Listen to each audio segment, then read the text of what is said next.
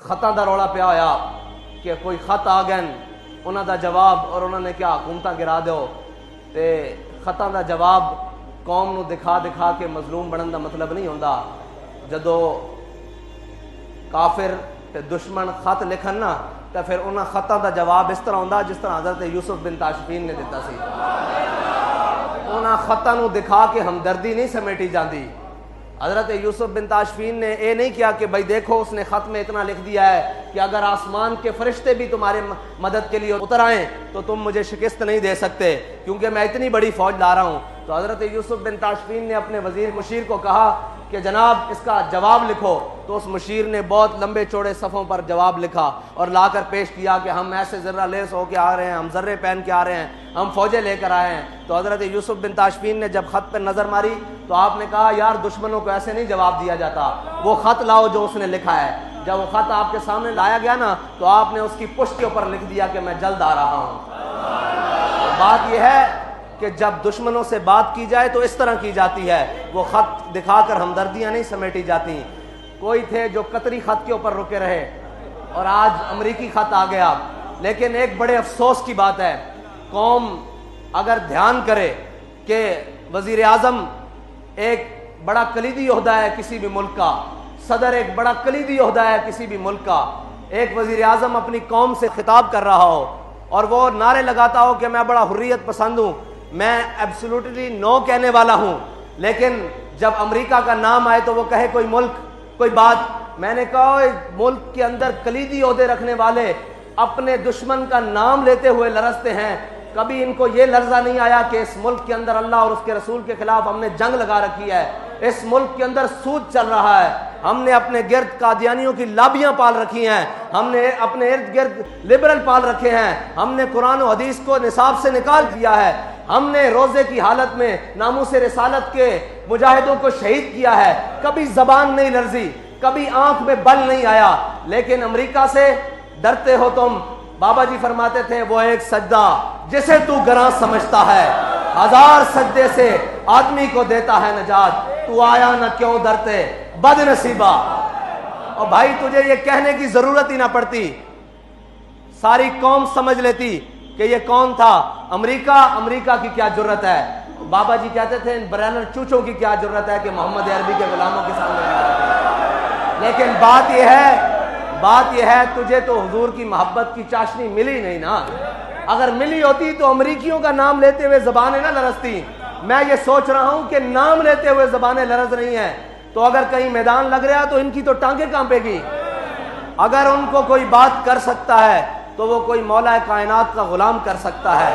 کہ جب دشمن آئے ایسے چوڑا ہو کر تو آپ نے فرمایا ان الذی سمتنی امی حیدرا، فرمایا میری ماں نے بھی میرا نام حیدر رکھا، جھاڑیاں دا شیر۔ اور تو اگر ناموس رسالت دے مجاہداں دے تے گولیاں نہ چلائیاں ہوندیاں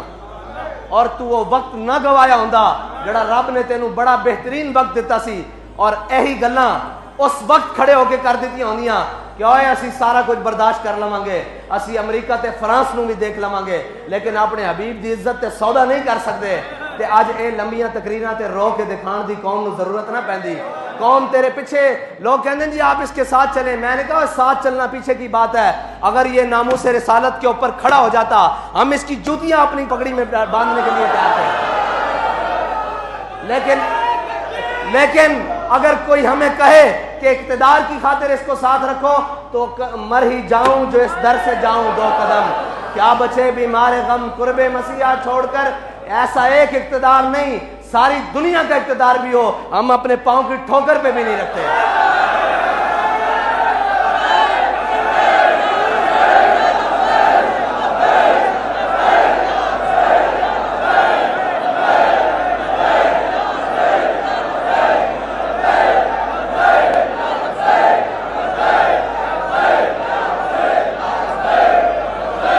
لبیک لبیک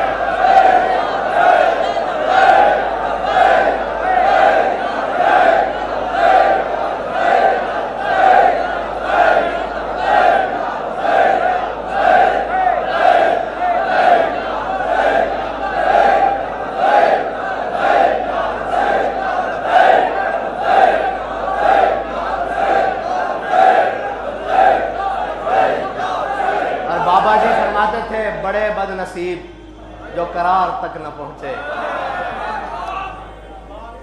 वो करार यही था कि तुम सारी यूरोपीय यूनियन को समेट के एक साइड पे रखते, अमेरिका को समेट के एक साइड पे रखते और वीटो पावर वाले सारे ममालिक को लपेट कर एक साइड पे रखते। वो कहते कि बस जी हम सारी बातों पर कंप्रोमाइज कर सकते हैं, अपने आका और मौला की नामूस के लिए अगर तुम बात कर देते, बाखुदा ये दिन तुम्हें नहीं देखने पड़ते। लेकिन अभी तुमने देखने हैं, अभी तो दुनिया में देखे हैं, अभी तो आगाज है, अभी तो अंजाम उस हशर के दिन तक बाकी है जब हुजूर के सामने पेश होना है और उस किसी नुक्कर में अमीरुल मुजाहिदीन भी खड़े होंगे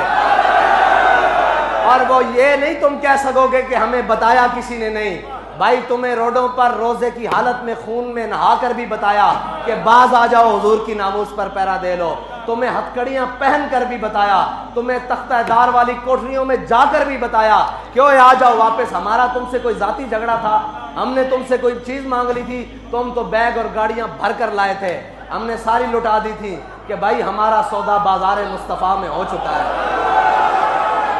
ये हमने तारीख जो है ना ये सौदागरों के लिए नहीं बनाई, ना बाबा जी ने इसके अंदर मेहनतें सौदागरों के लिए की हैं। ये तारीख का मकसद सिर्फ एक था कि वरफाना लका जिक्र का चर्चा होता रहे।